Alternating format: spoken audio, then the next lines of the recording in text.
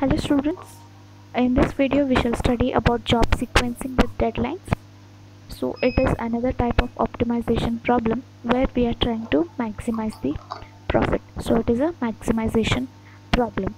So understand that here we are given with a set of jobs or sequence of jobs which are nothing but some tasks to be done within the deadlines. Deadlines will be given.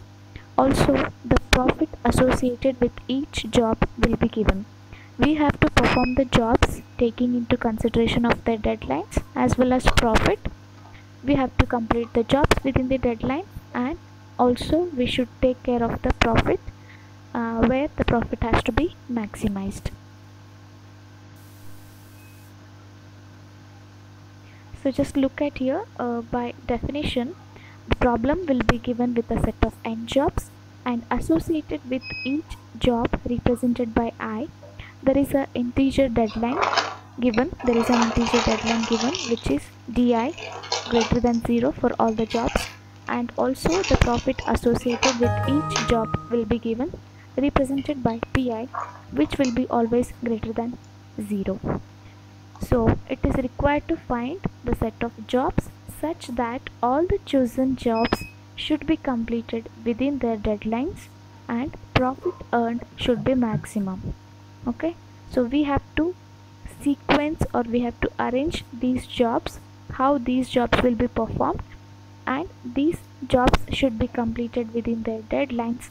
Also the profits that we are earning from these jobs should be maximum. Okay, but there are some constraints associated with this type of problem. Let us see those constraints. First constraint is only one machine is available for processing the jobs. Okay, like we have only one processor to process all the jobs, or you can consider there is only one machine that is available for performing the jobs. Next constraint is one job is processed at any point of time. So that means what, we can perform or we can execute only one job at a given point of time. We cannot perform two jobs simultaneously. Okay, then the third constraint is a job is said to be completed if it is processed on a machine for one time unit. That means what, the duration that is consumed by each job to be completed is 1 unit time. It may be 1 hour, 1 minute, 1 second. So it is a unit of time. Okay, but always there will be 1 unit of time consumed in order to complete a particular job. So these are the three constraints. Keeping in mind these three constraints, we have to sequence the jobs in order to maximize the profit that can be earned by processing these jobs. Now let us look at an example. Obtain the optimal solution for job sequencing problem with deadline where n is equal to 4, that is the number of jobs to be performed is equal to 4, and profits for these jobs are represented by P1, P2, P3, P4 respectively, and their values are given which is equal to 100, 10, 15, 27 respectively. And also the deadlines are given which are represented by D1, D2, D3, D4, and the values associated with these are 2, 1, 2, 1 respectively. So this is the data given. We have to apply the greedy method in order to get the sequence of jobs by performing which we can maximize the profit. So let us look at the solution. So let us first write down the given data where we know the number of jobs and the profit associated with each job, also the deadline associated with each job. So we can write down the number of jobs as 1, 2, 3 and 4. The profits associated with for job 1 is 100, job 2 is 10, job 3 is 15 and job 4 is 27. I hope you can see the cursor too. Next, the deadlines associated are with the job 1 it is 2, for job 2 it is 1, again for job 3 it is 2 and job 4 it is 1. So this is the given data. So by applying greedy method we will be arriving at the optimal solution. Now what is the greedy method that can be applied to maximize the profit. So to maximize the profit, we have to perform the jobs that will give us the maximum profit. So for that reason, let us arrange the jobs in decreasing order of their profits. Okay, so here I have written the jobs in the order of their profits in descending order. Okay, so the job I is representing the number of jobs, again pi is representing the profit, and di is representing the deadline. So I have arranged in the decreasing order of their profits. So first we have the profit as 100, which is associated with job 1.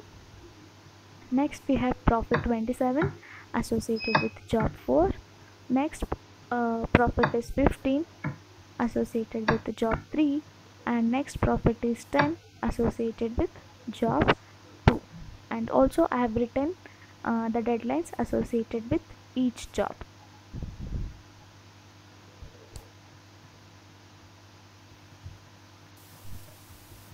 So now I can represent the deadline with respect to the deadline, how the jobs can be arranged. Okay, so let us consider that each job requires 1 unit of time to get completed. Okay, we have time slot, the maximum time slot to be 2. Okay, the deadline is 2. So beyond 2 no job can be performed, and we have to perform the jobs within this deadline.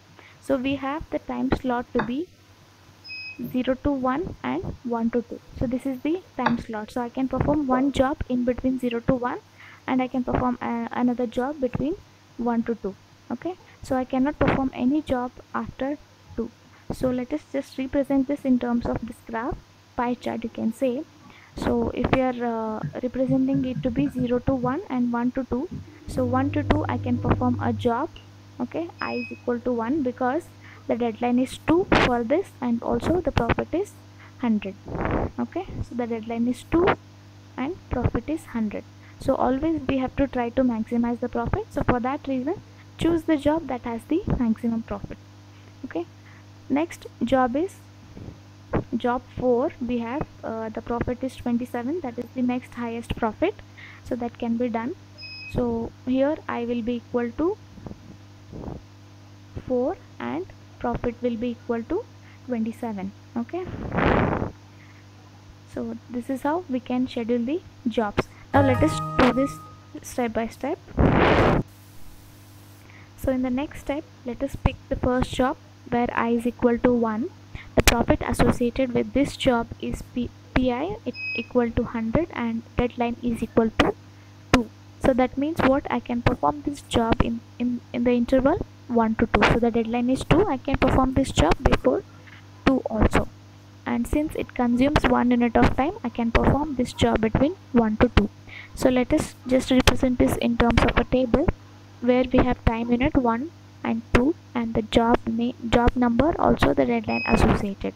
So since I can perform this job between 1 to 2, I can write in the time slot 2, I can write the job number as 1, and the deadline associated with this is 2.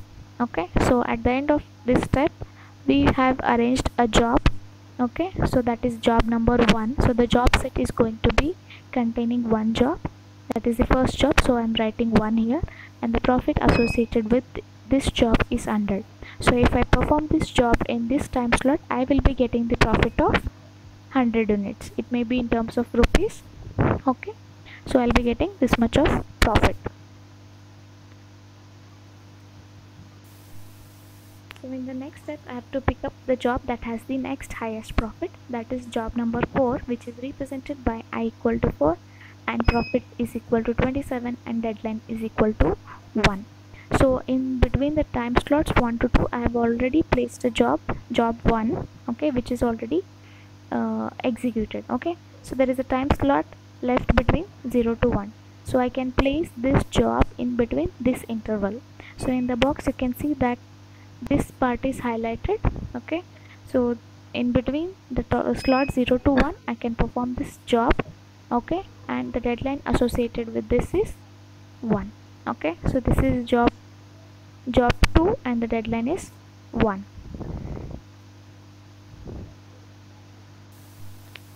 So this is the next job that can be performed. So now the job set is containing 1 comma 4, that means the first job and the fourth job. So the profits associated with these two jobs are 100 plus 27, which is equal to 27. Okay, so next, in the next step, let us consider the next job, which is I equal to 3, and the profit associated with this is 15 and deadline is 1. So this job I cannot schedule because there is no time slot available, so this is not feasible for this solution. Next, in the next step, the remaining job, that is I equal to 2 and pi is equal to 10 and the deadline is again 1. So this is also not feasible because the time slots are already over. Okay, so this is not a job that can be scheduled in order to get the solution. Therefore the result is we have the optimal job set and also we have the optimal profit. So the job set contains 4 comma 1 because job 4 is performed in between the interval 0 to 1 or time unit 0 to 1, or you can say time slot 0 to 1, and then job 1 is performed between the time slot 1 to 2. Okay, and then the optimal profit associated with these two jobs are 27 plus 100, 127. So this is the solution for the given job sequencing problem. Thank you for watching.